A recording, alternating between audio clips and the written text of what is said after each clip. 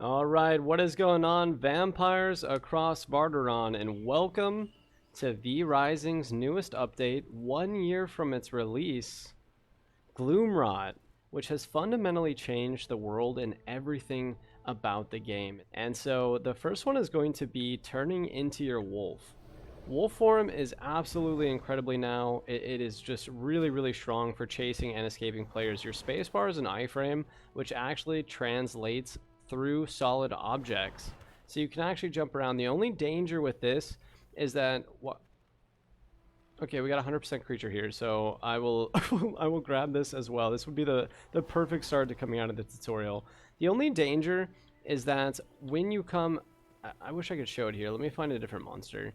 So when you use the iframe on the wolf form, the only issue is that if you are attacked, you are then put into a 10-second cooldown on your vampire iframe. As you can see here, it's 8 seconds, but it's about 10 from the time you turn into the wolf. So let me just show you the full thing. So essentially, if you're fighting someone else and you're trying to escape, you'll use your Q ability, you'll spacebar twice, and then you'll go wolf form, and you'll have your spacebar back right away. So then you can just jump straight through solid objects. The only issue is if you get attacked, keep in mind you cannot dash for about 10 seconds after that, but you can get a lot of space on players now just by turning into the wolf. So the next thing I wanted to go over, actually ironically that this is here, is this quality of life update, in that they've added a blood cloud around 100% monsters. So it's very easy to identify high blood type monsters of about 90% plus. So we're just gonna go ahead and drink this. This is actually insane, especially right outside the tutorial. And then going forward, another incredible change with Gloomrot, and you'll feel this right away, even inside the tutorial, is there's just a lot of monsters, brand new monsters, a plethora of bosses, incredible UI changes, and just a solid update all the way across the board. They basically listened to everything everybody wanted to change and all of their suggestions. So going forward, I'm going to try to find one of the new high-level monsters. Even right here in Farbane Woods, there are monsters when you spawn that will absolutely kill you. There's a spider that impregnates you and gives you a bunch of other spiders and puts you in a cocoon, which is kind of scary, especially the first time seeing it. And then I wanted to find, here's my horse. Let me find one of these monsters. They're very high tier, honestly. They drop grave dust, which is a phenomenal way to grind for that. Oh, here it is. Okay, so this is a corpse pile, and these are very strong. They will actually suck you in, I believe, and spit you out as one of their special attacks. So let me get him to do that. There's also a lot of ritual piles sort of all over the map, and I'm actually not sure what these do yet, but they seem very interesting. So here, oh, he will actually suck you up and then I guess poop you out and stun you, and you can see where it does a lot of damage, and if you're fresh out of this tutorial, that's actually probably going to kill you. So just overall, there's more content in every single area of the game. They didn't just add content at the end, they added it from Act 1 and 2 and 3. So here I'm going to show them out, show the map. And so Farbane hasn't changed drastically, but they've actually added a couple new areas to it, and then they also changed obviously the territory control and all of that good stuff. And then they've expanded the map considerably with Gloomrot South and Gloomrot North, and you can also access that from Cursed Forest. So you can see every area of the map leads into Gloomrot. So there's just more all over the place. The next one is that tracking V-Bloods has never ever been easier. Basically, you just go to the V-Blood menu. You don't have to have an altar or anything built. You can do this pretty much straight away, or as soon as you get there, right after the tutorial. And then you can track your V-Bloods. The main thing about tracking V-Bloods that is fantastic now compared to the past is that it actually shows you, after you have killed or the V-Blood has been killed, it shows you where they will spawn and the timer until they spawn, and also your distance from them. So here it says it's very close. So I know I'm getting close, so here it is. I'll just showcase this really quick. We'll just go ahead and kill this.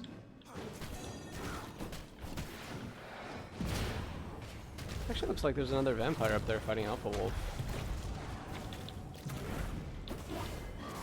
Okay, here's the other thing. The other really good thing is when you're fighting V-Blood bosses, they actually drop health orbs to get you back up toward full health. It heals through gray health. So here you can see, I'll just take a lot of damage here really fast because I want to showcase multiple things while fighting these. So you can see I've now lost some of my maximum health here, now quite a bit, and the health orb will actually restore that. And then finally, when fighting V-Bloods, every player is going to want to drink the V-Blood now, because after you have beat the boss, by drinking a V-Blood, it actually heals you for a lot of your health back. So here you'll showcase. It's very hard to get ganked now unless you don't play very well while fighting the boss, because you get the health orbs at half. Sometimes if there's multiple phases for a boss, it will actually heal you. It will drop multiple health orbs across those stages. So there you see I also got back to full health.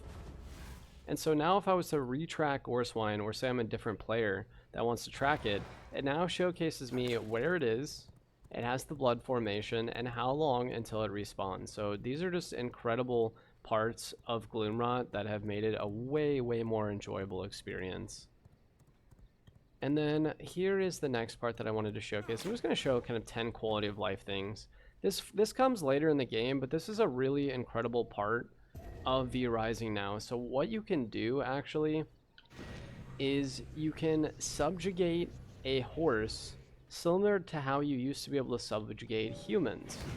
So now you will dominate a mount, and it will make this mount your companion for the rest of the game. So of course you're going to want to give it a name. So this is going to be Shadow's Bane. And then you can summon this from anywhere on the map. So like, let's just say right here it wasn't next to me. I can now summon and revive this horse, and it allows you to use horses in places that you never would have had them before. You can basically have them anywhere, and they also have an iframe very similar to the wolf iframe, so I can actually jump through solid objects. I can dodge. Sometimes, oh, I'm actually surprised I made that. I mean, that was a double solid object right there. And no one else can ride this. No one can steal this horse for you. So if it's just sitting here and a player comes along, they cannot ride this. This is now locked to me. And the other thing is that they moved or changed some points of interest to make them less PvP focal points and give you more of a chance. So for instance, you still have the iron mine, but then you have another iron mine right here, and this is an iron cave. So this actually is really useful. I'll showcase this in another video. But you know that you've got the iron mine, you've got the iron cave, and then additionally you've got like the copper mine, and then you've got the other copper mine up here known as the Transcendum mine. They also have a place which I showcased earlier on accident, was the quartz quarry, where you can specifically farm quartz. And then there is a vineyard for getting grapes, which I'll show in another video as well. There's just a lot of ways to go about the game, and so all the zones feel like they're full of life, full of bosses, and full of really good spots to grind. There's really no way to go wrong. Everywhere you go will give you mats that you need to progress. The next thing I want to showcase for quality of life is just how important and incredible counters are now. So I'm going to showcase this on Alpha Wolf. So your counters now physically stop bosses, players, and monsters, and I'll just showcase this with Alpha Wolf. It will actually knock these bosses, players, and monsters off of you and stop them in their tracks completely. So let me get him to charge attack here. You see, it actually knocks him back, whereas before he would have went through you. And that is the same also for tier 2 brutes. So if you are a V Rising regular, or you're just playing for the first time, just be aware that up in tier 2 are some of the most intense monsters in the game, which can absolutely one-shot you with their shield charge. I actually think there's 1 or 2 patrols of it here within tier 1 Farbane, usually up here by the Bandit Armory. So here's another new monster right here, and they're just going to town. This is a whole new faction. Other than mutants, there's also like new undead sort of heroes and archetypes, and so that was actually an undead assassin. You can see he almost beat an entire group of bandits by themselves, and so that's just another hard monster in tier 1 that if you run into it, it will probably kill you. But just to showcase super fast and to end the video, so you have these new items called Dusk Callers, and these do drop out of your inventory when you die, but they're super easy to make. So essentially what it's going to happen is, instead of having to carry your humans all the way back home and risk their life and limb, you just carry these around with you pretty much all the time.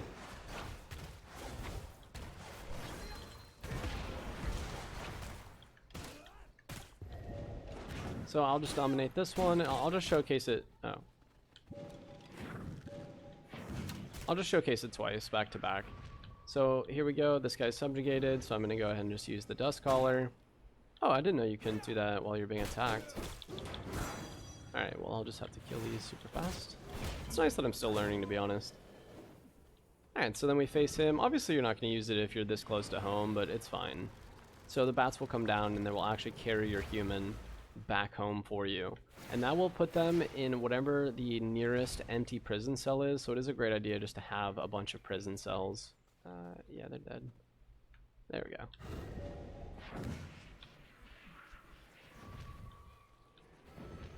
And you just send them home. And honestly, it's worth doing, even at this range, because of how cheap the Dusk Callers are to create.